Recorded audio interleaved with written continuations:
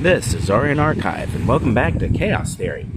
Well, since I'm still sitting here on the beach drying out, I figured I'd also take a moment and do a hot take on what's going on at Intel. Obviously, a subject that's near and dear to my heart, since I've not so transparently been wanting Intel to send me one of their Alchemist GPUs because I'd really like to see how this handles in a real-world environment. Now, to be fair, in the past, Intel has sent me an i7-920. In fact, that's the system that I really want to put the Alchemist GPU on, is that i7-920. I really want to see how the system that old fares against the Steam Deck. Now, at the time of this recording, I do actually have a Steam Deck, and the i7-920 is technically operational. I'm not finished with it yet, because, well, you can never be finished bringing a computer back from the dead. So, what's going on with Intel? Well, first of all, benchmarks have started to drop on the Alchemist GPUs, and Intel has a problem. Their drivers suck. Now, this is not actually surprising, and really, I think Intel bit off more than they could chew, and I'll repeat the same advice that I gave Intel several months ago. Forget about DirectX. Just focus on Vulkan. Just focus on making a world-class driver, make it an open-source driver, and just use the existing toolkits that pipe OpenGL, DirectX 11, DX9, and DX12 to Vulkan. If you do that, and all you worry about is having a world-class Vulkan driver, then you don't have to worry about tuning your DX11 performance, your DX12 performance, or your DX9 performance, or your OpenGL performance. Because your tuning will come in the translation layers that pipe those calls to Vulkan. You simplify your code base, you work with other vendors, and now you have a platform competitive solution that really lets your hardware shine because you're using one API, period, pun intended, to drive your hardware, and you're not concerned about optimizing for other APIs. You also simplify your developer's workload. Now, if something comes up, something's not working in the translation layers, you work with the translation layer, which most of them are open source, and hey, guess what? Now you improve performance on everything that can use this translation layer. Guess what, Intel? That makes you look like a hero, a good community contributor. You've done a good job. But you didn't. You're on record talking about that doing tuning for DX11 is going to be years of a labor of love. Bah, ha, ha. No. Knock it off. Alright, seriously, could I be hired by Intel and turn them around? Probably not. Gotta keep in mind that Intel has a lot of vice presidents, a lot of executive staff who still are from the era when Microsoft could put out an AMD product, and a day before it's due to show off, Intel could pick up the phone, call Microsoft, and say, nope, you're putting an Intel processor in that Xbox. And the next day, with AMD engineers sitting in the front row waiting for you to show off their hard work, you come out and say, it's got a Pentium! And it's not a Pentium, it's a Celeron with Pentium-level cache.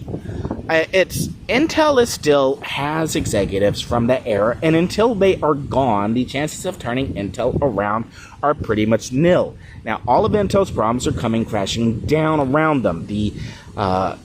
Starting with the foundry business is not competitive. They're having to outsource foundry parts. Now, I theorized they were outsourcing to other foundries because they were preparing for a huge Arc Alchemist GPU, and that Intel had gone so far as to optimize the Alchemist GPU for use on a older processor. No, keep in mind that AMD's R9 290X, the legendary graphics card, the first graphics card to really render in 4K at 60 frames per second, or render Vulkan content in 4K at 60 frames per second. That first graphics card was built on a process that Intel's foundries can do pretty reliably.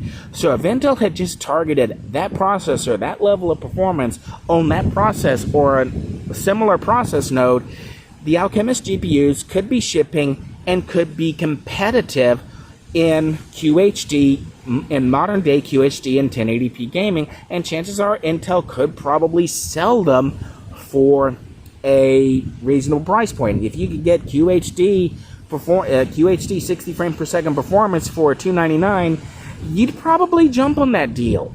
But Intel didn't land that. And this circles back around to other theories that have been thrown around. I've long said that there is a grudge match between AMD and Intel.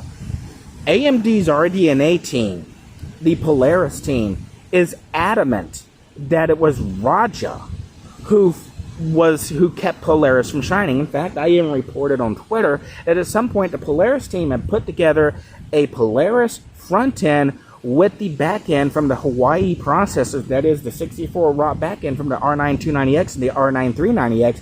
They put a Polaris front end on that back end, and the Polaris, the R9, the R59, and a variant of the R590 was trading rendering blows with Vega 56, but Raja killed that graphic card from ever hitting market because it was chomping on Vega's toes.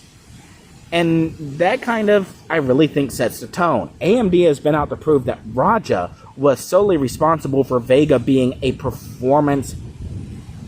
I'm not sure I want to use that word. Okay, the big problem with Vega, because Vega was performance competitive. In fact, in terms of calculatory capability, Crytek showed that the Vega processor didn't need the AI cores in NVIDIA's RTX graphics cards to run ray tracing. In fact, Vega 64 and Vega 56 run ray tracing just as well as the RTX cards from NVIDIA because they were just that computationally powerful. The problem here is that while Vega is a computational monster, it relied on high bandwidth memory, very expensive memory to produce.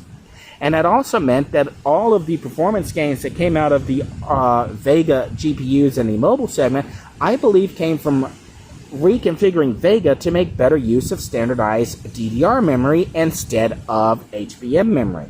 I really think that's where all those performance uplifts came. It didn't come from changes in Vega. It came from how does Vega actually access and utilize memory.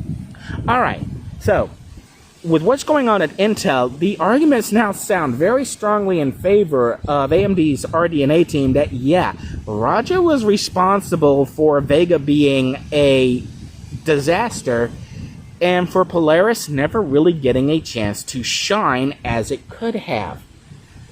And that's kind of damning, since Raja definitely is not delivering on the Alchemist GPUs. Despite basically giving free reign, and even Intel's one single advantage, the ability to iterate on hardware designs that AMD as a fabless semiconductor company couldn't ever have again. Well, at least not until they build or buy back their own fabs. So, sorry, Raja, you really look like a bad investment on Intel's part right about now. And again, could Intel hire me today and could I turn the company around? No, there's too much internal executive pressure. Everything has to be done the Intel way, not the way that actually would logically reap benefits. So that's really all I got to say on there. And again, I realize since I'm streaming this up, I'm probably not going to see an Alchemist GPU from Intel, and I'm probably going to get a very rude message from Raja. Although he'll probably just shake his head and go, "Oh, not you again?" Well, yeah, me again. You did it to yourself, buddy. Catch you later.